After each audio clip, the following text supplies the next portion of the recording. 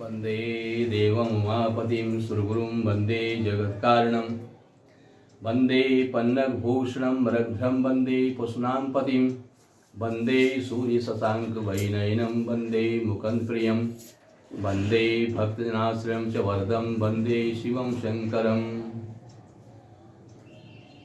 नैमिषारण्य तीर्थ में सूत जी महाराज को प्रणाम करके ऋषियों ने बड़े विनम्र भाव से पूछा, गुरुदेव आप भक्त प्रायण हैं, संसार के कल्याण के लिए और भगवान के भक्तों के सुभीते के लिए आप हमें भगवान रुद्र के अवतारों की कथा श्रवण कराइए।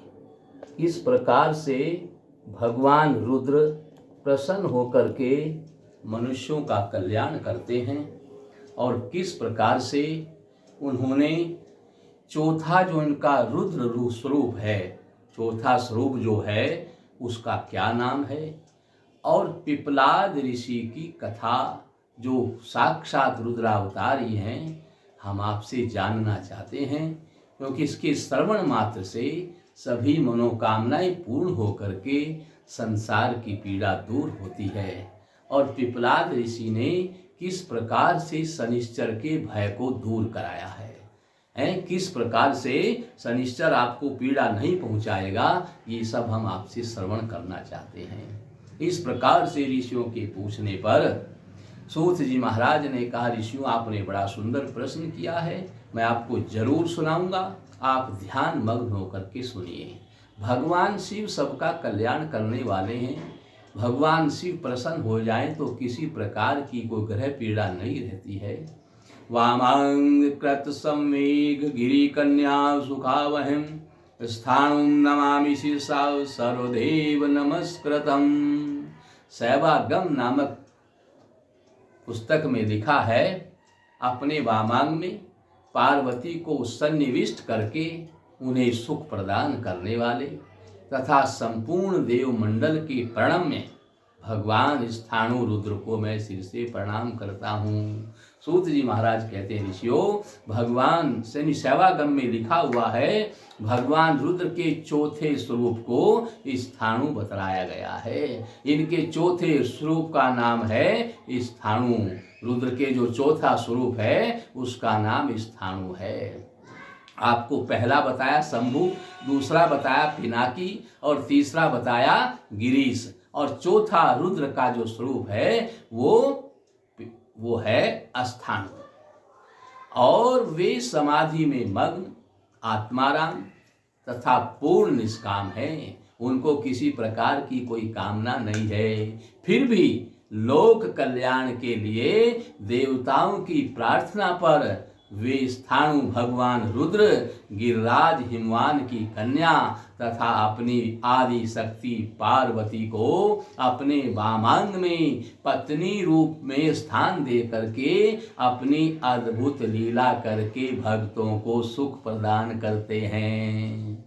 एक बार की बात है कि तारकासुर नाम के जो दैत्य है उसके द्वारा सताए हुए सभी देवता ब्रह्मा जी की शरण में गए और सभी देवता ब्रह्मा जी के चरणों में नमस्कार करके बोले, हे ब्रह्मदेव आपके वरदान को पा करके ये वृत्रासुर बड़ा ही शक्तिशाली हो गया है और उसने हम सब देवताओं को स्वर्ग से निकाल दिया है। जब हम परास्त होकर के भाग गए तो उसने स्वर्ग पर अपना आधिपत्य जमा लिया है, वहाँ का राजा स्वयं ही बन बैठा है और इंद्र का पद भी उसने स्वयं ही ले लिया है। आपके वरदान के कारण शक्तिशाली होने से हम देवता उसको परास्त नहीं कर सकते और आपकी शक्ति का दुरुपयोग करके वह दुष्ट हम सबके लिए यानी पूरी सृष्टि के लिए ही संकट बन गया है। अतः आप उसके अंत का कोई उपाय हमें बताइए, इसका अंत किस प्रकार से होगा। इस प्रकार से देवताओं के द्वारा पूछने पर ब्रह्मा जी ने कहा, देवताओं तारकासुर की मृत्यु केवल भगवान शंकर के तेज से उत्पन्न होने वाली जो संतति होगी उसी से उसकी मृत्यु हो सकती है। भगवान शंकर के द्वारा पुत्र उत्पन्न होगा, वही इस वृत्रासुर को इस तारकासुर को मार सकता है। तारकासुर को मारने वाला और कोई नहीं हो सकता। ये मैंने इसको वरदान में दे दिया है, इसलिए मैं भी विवश हूँ। और भगवान शंकर अपने स्थान रूप में हिमालय पर्वत पर समाधि लगा करके अचल हो गए हैं। उनकी समाधि टूट ही नहीं रही है। सती पूर्व काल में दक्ष यज्ञ में अपने शरीर को त्याग कर और अब हिमवान की कन्या होकर के इस समय हिमालय पर्वत पर ध्यान में परायण चौथे रुद्र स्थाणु स्वरूप भगवान शंकर की सेवा कर रही है। परंतु ये ध्यान में इतने जो है मग्न हो गए हैं, अपने स्थाणु रूप से विचलित नहीं हो रहे हैं।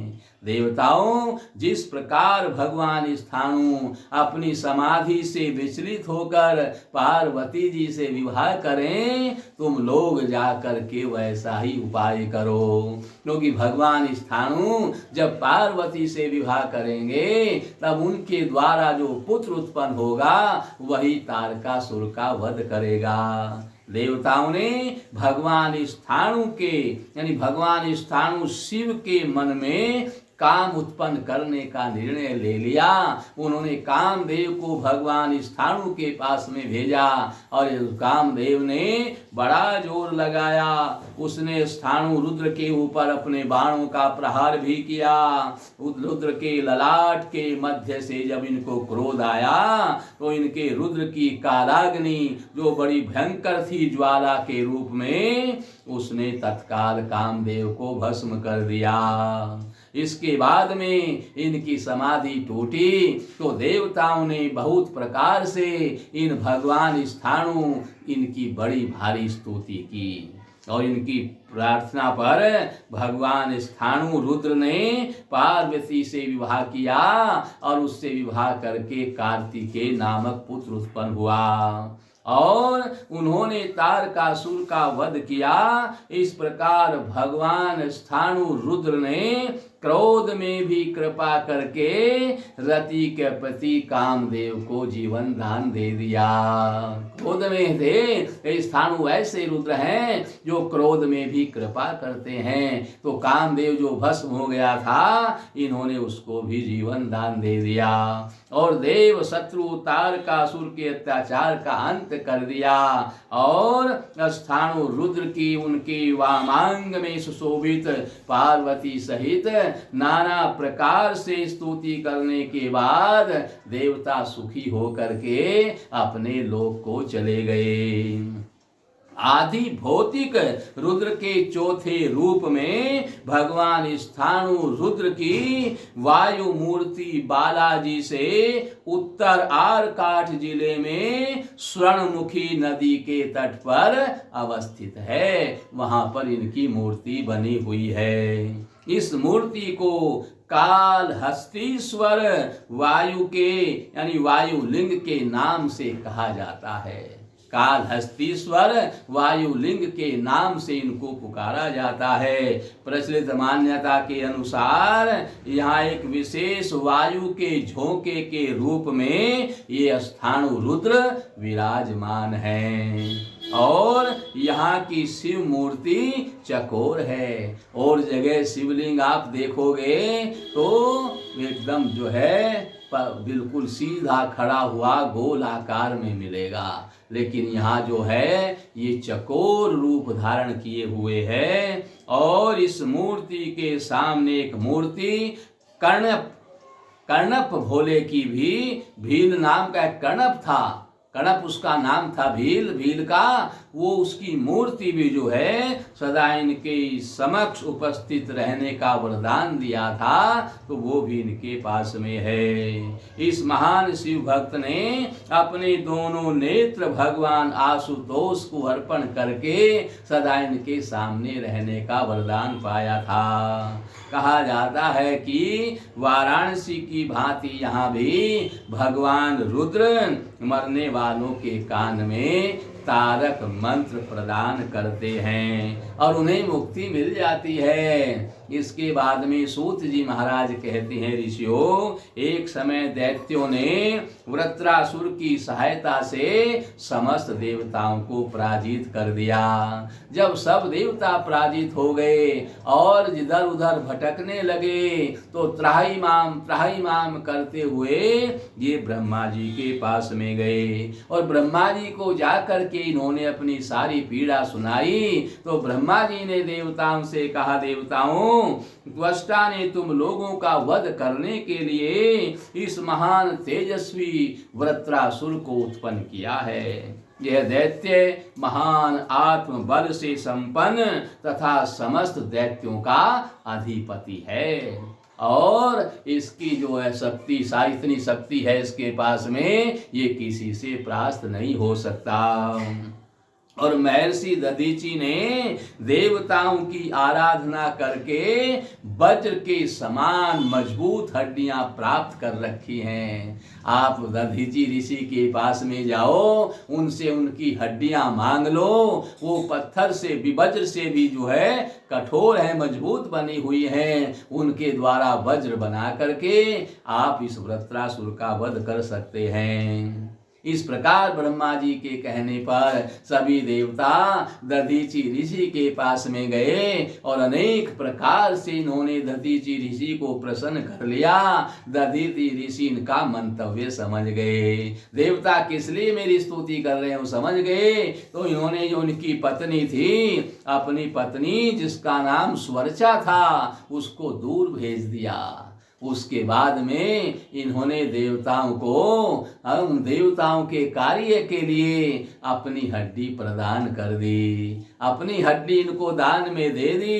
इन हड्डियों को ले जा करके देवताओं ने वज्र बनवाया और उन्होंने विश्वकर्मा के द्वारा वज्र बनवाया और इस वज्र से उन्होंने वृत्रासुर का वध किया। इधर दधीचि की जो पत्नी स्वर्चा थी, जब आश्रम में लौट करके आई तो उनको दधीचि ऋषि वहां नहीं मिले। जब इधर उधर से सब पता लगवाया तो पता चला कि देवताओं ने मेरे पति की हड्डियों को मांग लिया है, इसलिए उन्होंने अपना शरीर त्याग कर दिया है। तो स्वर्चा को क्रोध आ गया। क्रोध में उन्होंने देवताओं को शाप दे दिया और तभी आकाश सती होने के लिए उन्होंने अग्नि तैयार करवाई। और जब लकड़ियों के द्वारा अग्नि तैयार हो गई तभी आकाशवाणी हुई और कि हे स्वर्चा, तुम गर्भवती हो, इस समय तुम्हारे उदर में दधीचि ऋषि का तेज है, इसलिए तुम्हें सती नहीं होना चाहिए। जब आकाशवाणी सुनी तो स्वर्चा को बड़ा आश्चर्य हुआ। तो स्वर्चा ने क्या किया, पत्थर लेकर के अपना पेट तोड़ा और इस बालक को बाहर निकाला। ये बालक बड़ा ही तेजस्वी था और बड़ा ही ज्ञानी था और ये साक्षात रुद्रावतार था। जब स्वर्चा को ये पता चला कि मेरा ये पुत्र रुद्रावतार है, और तब उसने इस बालक को एक वहीं पीपल का वृक्ष था, इस पीपल के वृक्ष के पास में बैठा दिया और कहा कि तुम्हें यहीं पर बैठ करके आराधना करनी चाहिए। इतना सब करके स्वर्चा ने अपने शरीर को जला करके पति लोक को प्राप्त किया और वह बालक अपनी अलौकिक प्रभा से तीनों लोकों को उद्भासित कर रहा था। दधीचि के उत्तम तेज से प्रादुर्भूत यह बालक रुद्रावतार है और पीपल के साथ रहने से इसका नाम पिपलाद रखा गया। और इसके बाद में जब स्वर्चा ने भी उसको वरदान दे दिया था और पति लोक में जाने की उसने आज्ञा मांगी, स्वर्चा ने अपने पुत्र से यह कहकर कि अब तुम समाधि लगा करके अपनी जो है इच्छा को पूरा करो और मैं अपने पति का अनुगमन करूंगी। स्वर्चा अपने पति लोक में चली गई। इसके बाद में ब्रह्मा सहित समस्त देवता वहां पर आए। उन्होंने रुद्रावतार उस बालक की बड़ी भारी स्तुति की और ब्रह्मा जी जी ने समस्त देवताओं के साथ में वहां आए हुए थे, ब्रह्मा जी के सहित स्तुति करके सब वहां से लौट आए और ब्रह्मा जी ने इस बालक का नाम पिपलाद रख दिया। इसलिए पिपलाद ये रुद्रावतार हैं। बहुत समय तक रुद्रावतार पिपलाद ने लोकहित की कामना से इसी पीपल के वृक्ष के नीचे कठोर तप किया। उनका विवाह राजा नरण्य की कन्या से हो गया जिसका नाम पद्मा था। उसके साथ में मुनि पिपलाद रहने लगे और उसके बाद में पद्मा के द्वारा उन मुनि से 10 पुत्र उत्पन्न हुए। वे सब के सब पिता के समान ही उग्र तेजस्वी और बड़े भारी तपस्वी थे। रुद्रावतार कृपालु पिपलाद ने शनिश्चर को, शनिश्चर की जो पीड़ा है, शनिदेव जो पीड़ा देते हैं, तो उस पीड़ा को देख करके कि शनि तो बड़ी भारी पीड़ा देते हैं, लोगों को वरदान दे दिया कि जन्म से लेकर 16 वर्ष की आयु वाले किसी बालक के ऊपर शनि की दृष्टि नहीं पड़ेगी। और दूसरे जो भगवान शिव का भक्त होगा उसके ऊपर भी शनि की दृष्टि नहीं पड़ेगी। शनि को कोई पीड़ा नहीं देगा। 16 वर्ष तक के बालक को और शिव भक्त को शनि कोई पीड़ा नहीं देगा। अगर फिर भी शनि को पीड़ा देता है तो तुरंत भस्म हो जाएगा। ऐसा पिपलाद ने वरदान में दे दिया। इसलिए उस भय से भयभीत होकर ग्रह श्रेष्ठ शनि 16 वर्ष की आयु वाले तक मनुष्यों को कोई पीड़ा नहीं देता है और शिव भक्तों को भी कभी यह पीड़ा नहीं पहुंचाता है। इस प्रकार महान ऐश्वर्यशाली महामुनि पिपलाद ने नाना प्रकार की लीलाएं करी और नाना प्रकार की लीला करके इन्होंने संसार को भय से मुक्त कर दिया और बता दिया कि जो भगवान शिव का भक्त होगा और जो 16 वर्ष तक के बालक होंगे उनको किसी ग्रह की कोई पीड़ा नहीं आएगी, उनको कोई ग्रह नहीं सताएगा। और इस प्रकार से सूत जी महाराज ऋषियों को बता रहे हैं कि इस प्रकार से भगवान शिव की इस लीला को जो श्रवण करता है उसको भी ग्रह कभी पीड़ा नहीं पहुंचाते हैं और उसके पास उसके सभी मनोरथ पूर्ण होकर के वह इस लोक में भी और परलोक में भी परम शांति पा करके सुख पूर्वक निवास करता है। दुख उसके पास कभी नहीं आता है। इस प्रकार से भगवान रुद्र की कथा सुनने का बड़ा भारी महत्व है। इसलिए हम हमेशा भगवान रुद्र के इन अवतारों की कथा अवश्य श्रवण करनी चाहिए और अपना जीवन सफल करना चाहिए। बोलो शंकर भगवान की जय।